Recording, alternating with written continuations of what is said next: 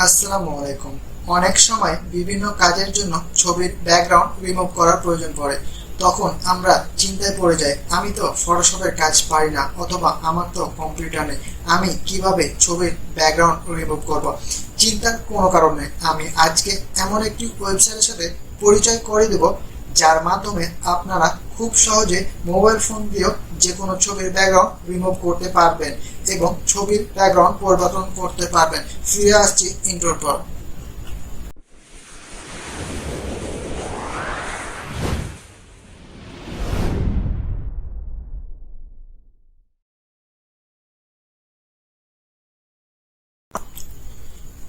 প্রথমে যে কোনো একটি ইন্টারনেট ব্রাউজার ওপেন করতে হবে।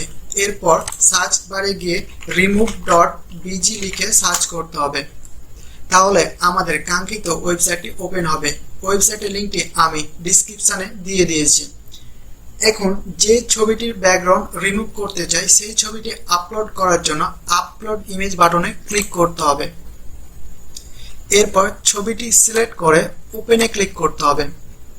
তাহলে ছবিটি আপলোড হবে। অলরেডি দেখতে পাচ্ছি আমরা ছবিটির ব্যাকগ্রাউন্ড রিমুভ হয়ে গেছে। যদি এখন ছবিটি ডাউনলোড করতে চাই, তাহলে ডাউনলোড বাটনে ক্লিক করতে হবে। সেভ। ছবিটি ডাউনলোড হয়ে গেছে। যদি আমরা চাই ছবিটির ব্যাকগ্রাউন্ড পরিবর্তন করব, তাহলে এডিটে ক্লিক করতে হবে।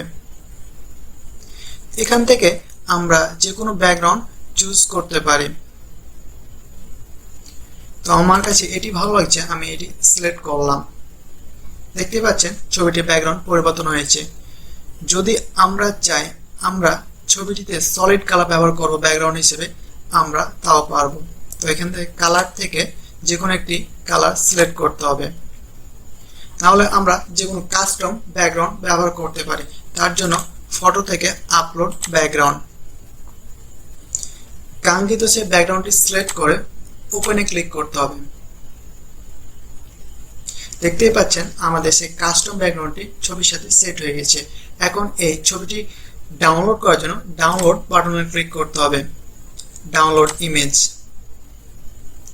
সেভ। আমাদের ছবিটি ডাউনলোড হয়ে গেছে।